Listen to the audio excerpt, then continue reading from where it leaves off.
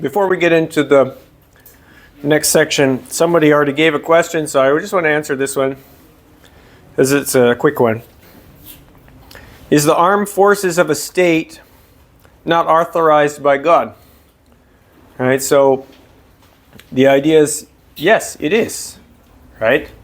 We see Romans 13 that the governing authorities, they have that authority. They have the power of the sword, right?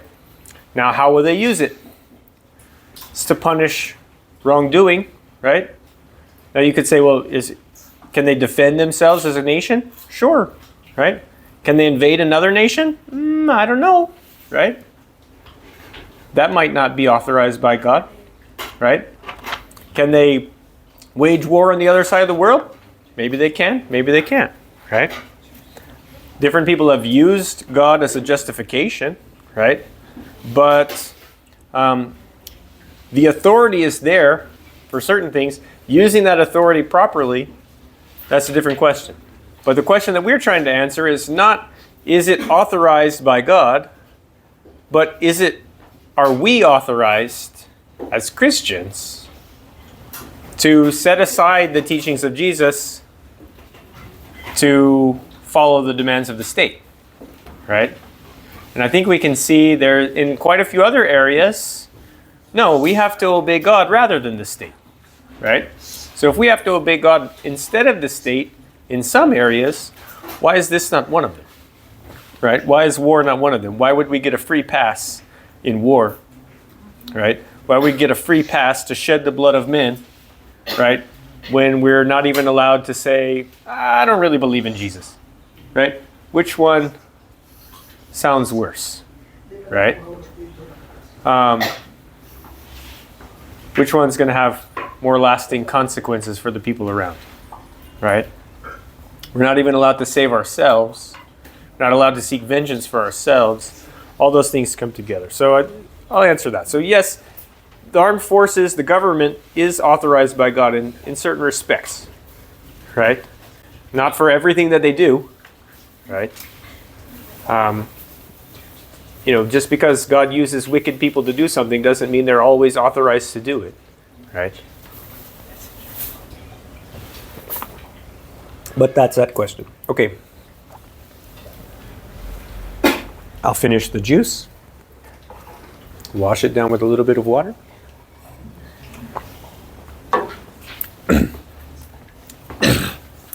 And we'll get back to the lesson. Okay. So here we are in lesson 6, the early Christian acceptance of war. We've talked about several different areas, but right now we're going to get into two big ones. One is, here's the Christian experience of good in the character of soldiers, right? We talked last night in the disapproval of war about a lot of the evil that they experienced at the hands of soldiers. But now we can look at some of the good things that they did, because there is a balance. Not all soldiers are terrible people, right? A lot of them are really good guys. They're doing what they think is right. They're willing maybe to give their life to protect other people. That's a noble thing, right? Even if it's not something, of course, as a Christian, giving your life for someone else, that's great. Taking someone else's life for someone else, that's a different thing, right? But the good in the experience of soldiers, there are a lot of different accounts of soldiers that treated Christians well, right? Treated them with kindness, acted with faith, they showed respect, and that's going to give a good impression on Christian people in the minds of their day, whatever time it was, whether it's in the New Testament or 100 or 200, 300 years later. We can go back to the New Testament and see the soldiers who came to John the Baptist. This is pre-Christian a little bit, but they were good guys. What do we need to do? We don't want to do what's wrong. Okay, well, be content with your pay. Don't extort people for money, right? That's pretty simple. We can see in the centurion in Capernaum, Jesus healed his son, right? That was a good guy. He had built the synagogue for the people there. The Jews were coming to Jesus. This is a good man. The centurion at the cross, right? The one that crucified Jesus, we might say, there's a terrible guy. But he's standing there and he says, this was the Son of the gods. Now, whether or not he recognized Jesus as, the son of the one true God, or if he thought he was more like Hercules or something, one of the sons of the Greek or Roman gods, he recognized this is not a regular guy that we just executed here. Something different happened today. Now, we don't know what happened to that guy's fate. I don't know. There's stories about it, It's a good movie. Have you seen Risen? That's an interesting movie. It was the movie from the perspective of that centurion that was there when Jesus was crucified. And what happened when the story started going around that the guy I just crucified is alive again. Right? Also, Cornelius, of course, in Caesarea. He's a good guy. He was devoted to God. He was a God-fearing man. The Spirit called to him to send for Peter, right? And so we see the good there. Now, we don't, again, know what Cornelius did after becoming a Christian. We don't have any record of that, right? The story moves on. We could go to Sergius Paulus, the proconsul of Cyprus, where Paul and Barnabas were there on the island teaching, and there was Elias, the sorcerer, that Simon the sorcerer there that Paul blinded. Sergius Paulus, it says, believed Paul, right? Now, what happened after that, I don't know, but that's all we know. But he seemed like a good man. There's a story recounted by Clement of Alexandria about the man who led James to the judgment seat, right? So we hear about James being executed in Acts chapter 12, right? Herod has James put to death, and that pleases the Jews, so he's going to have Peter put to death. Well, Clement of Alexandria tells us a story that the man who led James there when he was executed, when he saw how it happened and everything, he confessed Christ, and he said, I believe. And then he was beheaded right then and there, right?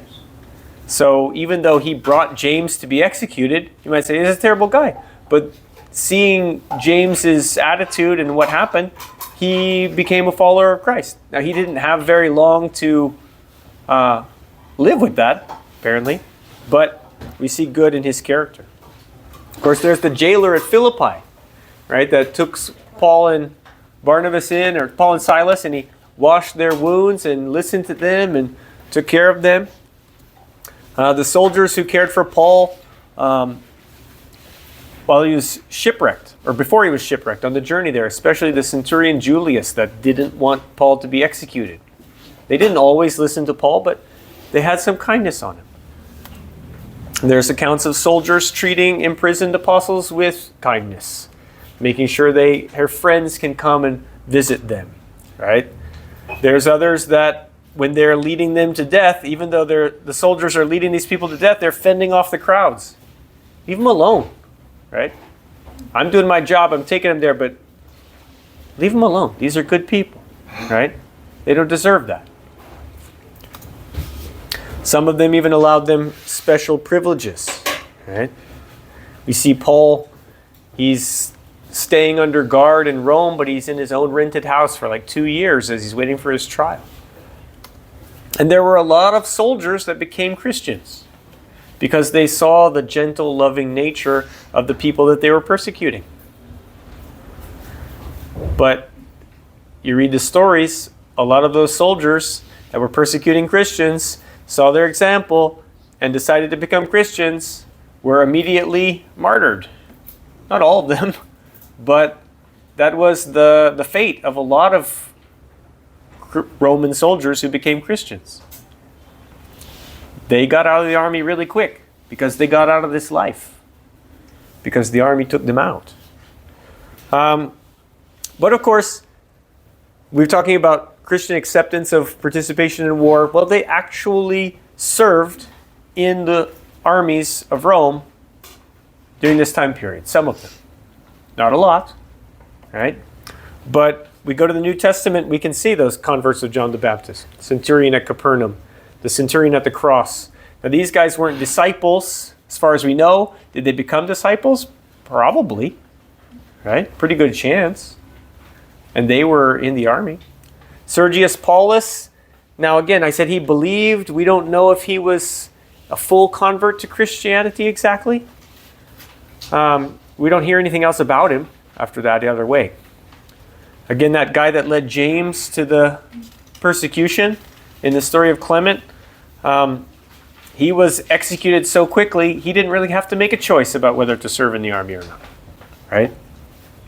But we see Cornelius, of course, the soldiers maybe with him, the Philippian jailer.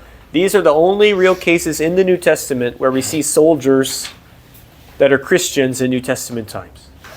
But even with them, we don't know what they did after they were converted. And the earliest Christian writings, they don't express any kind of approval or disapproval of it. They just kind of take it for granted. You could say, well, Paul says, stay in whatever state you were in. If you're married, don't seek to get unmarried. If you're single, don't seek to get married. If you're this or that. Okay. If you're a soldier, then maybe try to stay a soldier. You could interpret it that way. Right? But, we don't know if they continued or not. And there are a few cases, though. So that means that from the earliest times of Christianity, right, Cornelius is the first Gentile in the church, and he's in the Roman army, right? So from the earliest time that there are Gentiles in the church, there are Christians in the Roman army, right? From day one. But not many, right? And so from that time period, those early days, until AD 170, we don't have any other evidence of anybody else becoming a Christian in the army or being a Christian and joining the army. We have a gap in our knowledge there. But we do know that in AD 174, there is the Legio Fulminata. And they had a number of Christian soldiers in their group, right? And so I think in that particular story, they pray for rain because it's been difficult. And so the Christians are praying for rain, and then it rains, and it's like, wow. But it's a great story of their faith and their prayers, but we see, wow, they're in the army. There's a pretty good number of them in that legion. We don't have exact specifics, but that means there must have been Christians before that, right? They didn't just magically all appear in 170 or 174. But again, it's often said that these men weren't criticized for their position, right? It's an argument kind of from silence. We don't see people saying, hey, you should get out of the army. But we do know that around that same time, about 180, about 5 years after this Legio Fulminata thing, Celsus is saying, hey, how come you Christians don't join the army? Right? Why don't you guys serve in the government? You should serve your emperor. So why would he be saying, why don't you do this if it's common practice that they're doing it? See, even though there are some guys in the army, it's not a lot. And we see, think of the church's later position after 400, where you have to be in the army. They might have some reason to go back and destroy some earlier records that said you shouldn't be in the army, right? Now, I don't know that they would, again, but it's a possibility. We have the reference of a guy named Julius Africanus. He served in around 195 AD, so this is the end of the 2nd century. He was a soldier for the Emperor Severus. And so you might say, oh, he's a soldier, right? He was actually a pretty good, spent a long time in military service. But when you start looking at other things about this guy's life, you're like, what kind of Christian was this guy? He wrote an encyclopedia, right? You might say, well, that's nice, writing an encyclopedia. Yeah, but his encyclopedia had instructions for poisoning food and poisoning wine and poisoning wells and poisoning the air, right? Had a whole section about aphrodisiacs, right? And there's all sorts of obscenities and swearing and everything all in it. Maybe that guy's not your best Christian example, right? Get some guy that's interested in writing all that stuff. So, okay, he was in the military, we know that. Clement of Alexandria tells those who came to the faith while they were soldiers, listen to the heavenly general who orders what is righteous. Right? He doesn't tell them, get out of the army.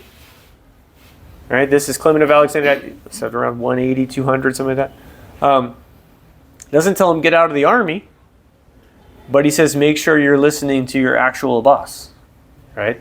Make sure you're listening to God. And we have a lot of stories of soldiers converting to Christianity while doing the horrible work of persecution. Right? Maybe they're pouring boiling oil over some sweet lady, and she's just taking it, not even crying out or anything. And he's just, by the time he's done torturing this lady, it breaks him. And he comes to faith in Christ. That happened. And so we don't know how long a lot of those guys continued in the army or would have continued in the army, because a lot of them just got persecuted and killed right away. But we do see around 200, Tertullian again writing the oldest pieces of evidence that we have, around 200, for Christian soldiers who joined the army after they became Christians. Right? We know about 25 years before this, it was the other way around, but we see some guys finally joining the army, and Tertullian says, that's not the great idea, right? You're going to have to avoid all sorts of stuff. So all the Christian soldiers before that, maybe they were already converted. Now, maybe they weren't, right? But it's a possibility. Christian soldiers were very often persecuted and martyred in the middle of the 3rd century, right? So even we go to 250, we still see if you're a soldier and a Christian, there's a pretty good chance you're going to die, right? So you got to be careful. Harnack, who was a German scholar writing about the Christian militia, as he called it, said the number of Christian officers and soldiers gradually increased after the Edict of Toleration, right? So we have in the middle of the 2nd century people that are in the army getting persecuted, Christians in the army getting persecuted. But a few years after that, there's this Edict of Toleration. Okay, we're not going to bother them anymore, right? So now there's allowances for Christianity, okay? So the generals are watching. Here's this Christian over there. It's time to offer sacrifices to Caesar. And he's going to make the sign of the cross, right? Instead of sacrificing to Caesar. Or maybe he's just going to not be at the sacrifice at all, right? And we'll just tolerate that. Whereas, 10, 20 years before, we would have executed them for that. But things were starting to change, right? And so now, if you can be in the army and not have to worry about idolatry, then that's one less reason that you can't be in the army, right? Because if you're in the army, you might not have to kill anybody every day, right? You might not have to kill anybody ever, if it's in kind of a peaceful place, right? But you might not have to kill anybody ever, but you have to offer sacrifices every day or every week or, pretty regularly. So that's going to be the bigger problem for you in general. We go to 295, Christian soldiers on trial, and they ask him, why won't you serve? And they point to these other armies. And they say, look, there's Christian soldiers serving for them. Why won't you serve us? So again, here we have this dual thing. Some guys are like, no, I'm not going to do this. And they're like, but those guys are doing it. Why won't you do it? Okay, so we do see it happening. And then in 303, the Emperor Galerius, he starts to try to purge the Christians out of his army. He's abusing them, threatening them, trying to get them to desert their faith. And then a little bit before that, 299, we have Viturius. He actually attempts to purge the Christians out of his army. So it's time for you guys to retire. Or if you're not going to leave, might put some of you to death, right?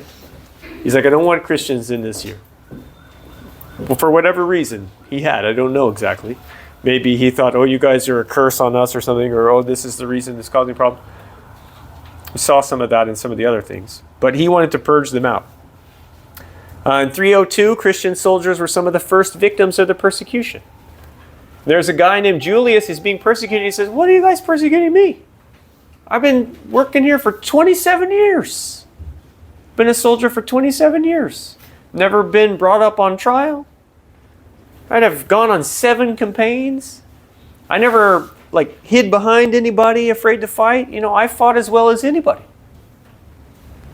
And so we know it was happening. We know there were Christians going and killing. But just because it happened doesn't mean that it should have happened. The Christians in Armenia took up arms and defeated the Emperor Maximus Daza when he tried to force them to abandon their faith. So when we get to this time around 300, things are starting to shift, right? We go back 100 years before that, whole town gets slaughtered because they were Christians. But now they're like, no, we're not doing that anymore. We're going to fight you off, right? Ideas are starting to change. We got the Battle of the Milvian Bridge. Constantinian troops had the sign of the cross on their shields and on their standards. They took part in the bloodshed of the battle.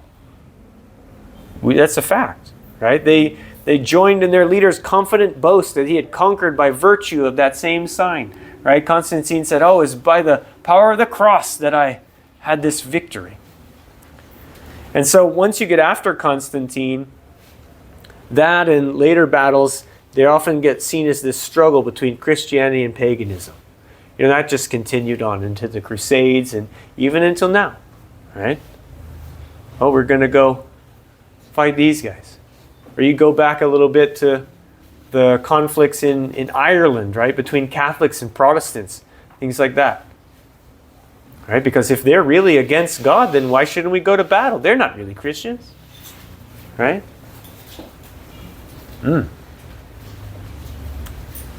But how many Christian soldiers were there? Right? We know there were more soldiers at the end of the 3rd century than in the middle. And so by the time we get to 300, there's more than in the middle. But we know that even at 300, the emperors are trying to get all the Christians out of their army, right? And how many military leaders, how many soldiers are they going to be willing to give up? You know any emperor that's going to just dismiss 10% of his army? No ruler is going to readily deprive himself of a 10th of his army or even a 20th of his army. We're going to get rid of 2 or 3 legions. I don't think so, right? Not when I got to go fight that guy over there, right? So I think if you look back at this time, there were about 600,000, maybe 500,000 soldiers in the Roman army completely at that time. So how many Christians were there? 60,000 seems like a lot. 20,000, 10,000? I don't know. That's about the most that there would have been. And that's a lot, right? But it's not like millions and millions or anything like that. The population of the Roman Empire about that time would be about 40 million, I think. So, and maybe I think estimates are that Christians made up about 10% of that. So there might be 4 million Christians and 10,000, 20,000 soldiers out of all that. I don't know. But we can see at that point, even in 300, the Christian opinion is far from unanimous, right? There are some people that think it's okay. There are some people that are going to tolerate it. But that's that. So I'm going to get into here to a summary real quick. A little bit from the last couple of pages here. Kind of bring this all together before we wrap it up. So from the very beginning, right, Jesus lived and taught that we should love. That we should not use violence or injury against anybody. And so that obviously implies that we shouldn't participate in war. We saw that his principles were meant for this small group of Christians, this small but growing group, not for everybody in the world. right? Not everybody is going to just give up what they're doing. They're going to follow these Christian ideals. No, it's only for the Christian community. But we saw that it's non-resistive principles, right? It's not doing nothing. It's not just sitting idly by. There's a positive counterpart, right? There's a good being done for society as more and more people become Christians. That doesn't make us helpless in the struggle against sin, but makes us more effective than any law can be. We saw there have been a lot of attempts to try to get around these teachings. Say, oh, I don't really want to do it that way. Oh, maybe that's not really what he meant. Right? Oh, that's really hard. But the early Christians we saw took him at his word. They were willing to put their life on the line, right? To give it all. And so if we're just trying to get around it, that doesn't work, right? They took Jesus' instructions on gentleness and love in the very literal sense. And they really identified their religion with peace, right? It was all about peace. It was the fulfillment of Isaiah's prophecy, right? That the nations wouldn't fight anymore, that we'd turn our weapons of war into tools for farming, right? And so why don't we go and fight in a war? Because we don't want to kill anybody. We don't want to shed the blood of man, right? Who's made in the image of God. And so they said, you return good for evil, right? We can't conquer evil with evil. We got to conquer evil with good. We know there weren't a lot of soldiers in those early days. There were some, right? And as time went by, it became more and more. But even by the time of 200, there's not really very many people that are, as Christians, joined the army, right? Most of the ones that became Christians in the army, they either got out as quick as they could, or they worked to do what they could do, right? Of course, some people are going to do whatever it is they want to do, right? Now, there were other reasons why they didn't want to join the army, right? Kind of a distrust for ambition. Oh, you just want to be honored. You just want to be powerful. You just want to get ahead in the world, right? Or look at all this idolatry, all these sacrifices you have to do. You can't be a part of that. And so that stopped a lot of people from getting involved. But we saw the constant references, right? The just complete contradiction between what you have to do as a soldier with imprisoning and torturing and wounding and killing, and how that is exactly the opposite of what Jesus tells us to do, right? So why would we want to be involved in that? We got some church orders, probably at the beginning of the 3rd century, around 200, 250, that circulated all over the Eastern Church, that if you were a soldier or you were a judge, you weren't allowed to be a Christian unless you gave it up, right? And if you were a Christian and you went to be a soldier or a judge, no more communion for you. You're excommunicated. We saw Origen. Now, we didn't talk about it a lot, but Origen, in the mid-3rd century, he's writing a lot of things there. He's got a lot of arguments. He's not concerned about, the end of the world coming or something like that. He's not thinking that we're just Christians for a little while. He's looking long term. He's saying this is the best thing for the world, right? He's not really bothered by the idol stuff anymore, right? Because we see that going away in the middle of the 3rd century, right? This idolatrous contamination, that's not an issue anymore, right? Now it's all about bloodshed, right? That's why we're not going to join this, right? And he made a lot of good arguments that no one has really been able to challenge.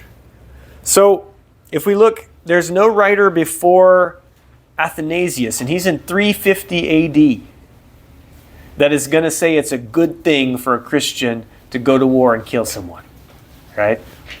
There's not one person before that said anything close to that, right? Unless they were talking about pagans only, right? They would say, yeah, okay, you're not a Christian and you go and do that, you're following your law. You're following your rule. That's good. Right? Now, is it good that a person died? No. But you followed your law. And that's at least good. But for a Christian to do it, it's not. Now, again, what happened? In the early years, there wasn't really a reason to talk about it very much. Right? Christians didn't join the army. Slaves can't serve in the army.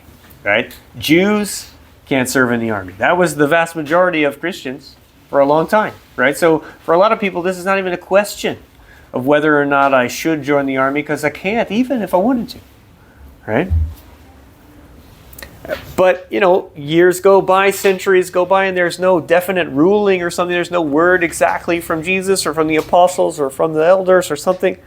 Then that gives opportunity for people to start thinking about other things. Right? And it's not so simple because, adultery, pagans didn't like that either, right? So that was easy to say, we don't do that, because nobody does that, right? Idolatry, that was a big problem because that was a problem for everybody, right? Everybody at any time could get sucked into idolatry, right? But, whether or not you get pulled into the military and whether or not in the military you have to kill somebody, that's a very small percentage. Right? So it doesn't seem like as big of an issue. And then, of course, if you're in the military, maybe you're not just fighting and killing people. It's the police state, right? It's the job of the state to enforce order. And that's good, right? So there's this conflict we have in our mind. Wait, it's good, but is it good for us?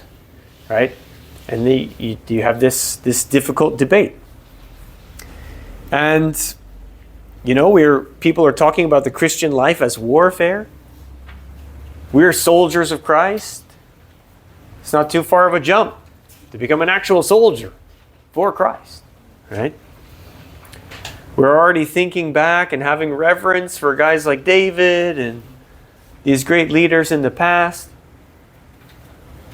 They were guided by God. They were doing these things as God sent them. Joshua, man. Can we do that? Should we do that? We want to be like, there's that song, I want to be like David. I want to be like Ruth. You heard that song? It said many of them look forward to a great military triumph of Christ in the future, right? One day Christ is going to defeat all the nations. All these armies are going to be destroyed. Now, okay, that's a spiritual thing, but it's one reason why some people might want to make it an actual thing, a physical thing. And we can think about war. Well, God approves of it, right? God's using it to punish. Okay, but is he going to use us to punish? Right? Oh, the Romans, they had their victory over the Jews. They punished them because they killed Jesus, because they rejected God. The emperor, he's been appointed by God for this purpose of maintaining order. He's got to have soldiers to do that. So, there's a logical progression there that makes sense. But you can believe all of those things about society, right? And not think that I have to go and be the one to do that, right? You can believe all those things about society and understand that we have a different job to do, right? But it meant that from the very beginning of Christianity, it was possible for a Christian to be a soldier, right? And if a Christian can start as a soldier, why can't a Christian become a soldier? And, there's some pretty simple-minded people in this world. We talk about the church. James talks about, to the poor. And sometimes when you're poor, you don't have a lot of time to really think things through, right? You got to deal with all the problems in your life, right? You don't have time to philosophize. You don't have leisure time to do, your life is hard. And so being a soldier, not that much harder, maybe a little bit easier, right? And you might not make the best arguments. Well, Aaron had that staff. John the Baptist had a leather belt, right? Elijah rode in a chariot. So surely the people of God can be in the army, right? Not the best argument, right? For overwhelming Jesus. But, people sometimes had illogical conclusions that they came to. And then again, years are passing. The church is getting less and less strict about her moral purity, right? We're kind of getting further and further away from the things that Jesus wants us to do. More and more like the world around us. Again, not in every way and not in every place. You can still see the orders, even though there's 10,000 Christians in the army, it's still the order of the church that if you're a soldier, you're not allowed to have communion, right? So what were those 10,000 Christians doing? Were they actually Christians? Was the church enforcing that order, or did somebody make it and we didn't really get rid of it? And, we don't know all that. The counsel that Paul said that I mentioned before, let everyone remain in the calling wherein he was called. Again, if you're a soldier and you hear that, well, I was a soldier when I became a Christian, so I better stay a soldier. Right? Seems consistent. Why should I leave the army? Why should I change my religion, right? If I try to get out of the army, they might put me to death. Right? I'll just stay here and maybe I can convert other soldiers. Right? Maybe I can have a good influence here. And so again, it's a possibility. You can do that. Right? But you got to be careful. And you think about the life of soldiering, the grim duties that you have. Right? The things that you've always been doing your whole life. You've been serving for 20 years, and it's always been honorable to you. And so you become a Christian, you might not be thinking about all those things as bad.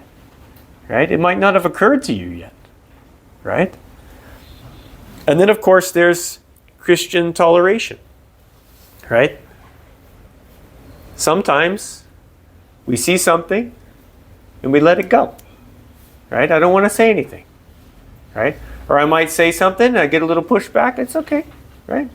I might just say, look, just follow God. Right? Now, are they going to follow God or not? I don't know. Right? But again, can I tell them, you have to get out of the army? What are you doing?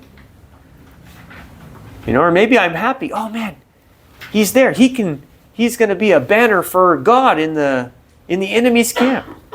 Right? And so that's going to help. And maybe we don't know. You're ignorant of all the horrors of war and all this because you're not a soldier. Right? So you don't know what's going on all the time. And again, if you can be a Christian and become a soldier, if you can be a soldier and become a Christian, why can't you be a Christian and become a soldier? And then, of course, even when we get to Constantine, right? Even when the things are starting to change, the church didn't just immediately abandon all this stuff, right? These church orders were still there. The large majority of people weren't joining the army or anything, right? But things were starting to change. So, at the very beginning, most people didn't have to think anything about it, right? Wasn't even an issue, right? Why would I join the army, right? I can't. I don't need to make a personal decision, right? And so then, of course, it's only going to dawn on people slowly, right? Over time. A person there, right? This church might have a problem with it, or that church might have an issue with it, and maybe they kind of work it out. But again, some people are simple-minded. Some people in the church are worldly. And some people are charitable and tolerant. Even if they don't necessarily approve, I'm not going to say anything. Right? And so if you do that, those three things combined, well, guess what? What's the answer going to be? Should a Christian go to war? Right? well, if some people don't know any better, and some people are just caught up in the world, some people aren't going to say anything, then a lot of people are going to go to war, right? And that's exactly what happened. So when Constantine comes in and he changes everything, right? And he gives us peace, right? We wanted peace. We're the Christians, we're people of peace. And now we've been set free. We don't have to worry about persecution anymore. But now he wants us to fight for him, right? Because he gave us freedom. And he's claiming to follow our God. So what should we do? Well, some people are going to choose to go with him, right? They're going to choose to do it his way. And no one's going to be able to fight back against that effectively for a really long time, right? Because, you're just fighting against God, right? There's a big enough shift there. And so, I don't know about you, but I think the church took a wrong step there, right? Kind of left some things behind. But again, like we said, this question never goes away, right? That's why we're going back and looking at these things. What were the principles that Jesus gave us, right? It's not a matter of whether we're going to be effective, right? But are we being faithful to God? All right, I thank you guys very much for your kind attention. It's been a great time with you. I had one question earlier. Does anybody else have any more?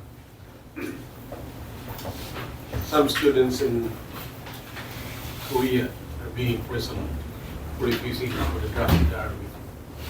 What does a young man do? When he comes to go here? Here in the Philippines or in Korea? Here in the Philippines.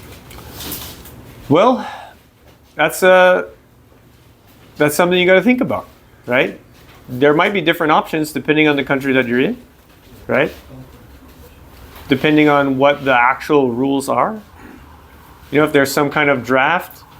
Some places like Switzerland, for instance, they have a requirement that you have to serve in the army, right? But you don't necessarily have to serve in the army. Maybe you can do a civil service period, right? Yeah.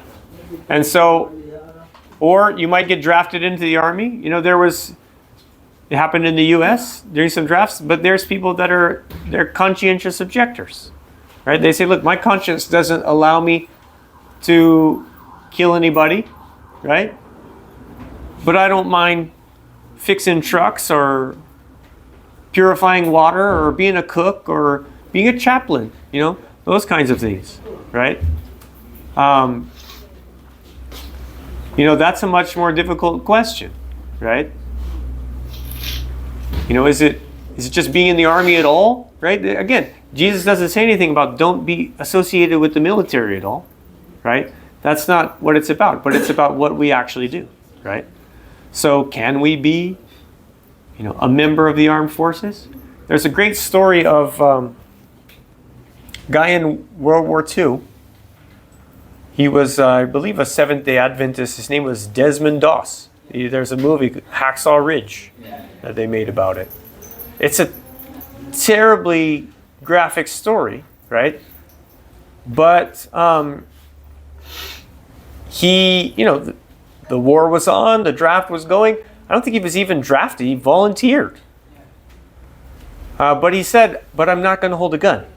I'm not going to touch it because that's against my religion. And so they said, okay, you can be a medic, right? So they trained him to be a medic, and he went into some of the worst fighting in different places, And I think he saved 176 guys in one day, right? Like his leg was broken, he had to tie a rifle to it so he could walk and all sorts of stuff. But that was the only time he touched a gun, was to strap somebody's leg back together, right? With it. And that's a great example, right?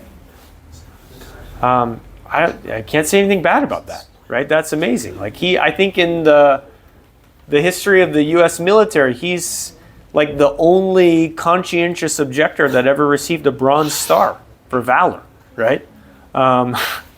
So, but he's a very unique individual. There's not a lot of people like him. But you know, if your government says you have to do this, well, you know, you have options, right? You might have some options in the military to remain peaceful. You also have the option of just saying no and taking the consequences of it, right? It might mean imprisonment, it might mean fines or something like that, you know. But Christians did that for a long time, right? If there's something that we are told that we have to do that God tells us that we can't do, well, we just deal with the consequences and entrust it to God. Any other questions? All right, well, thank you guys very much for all your kind attention tonight.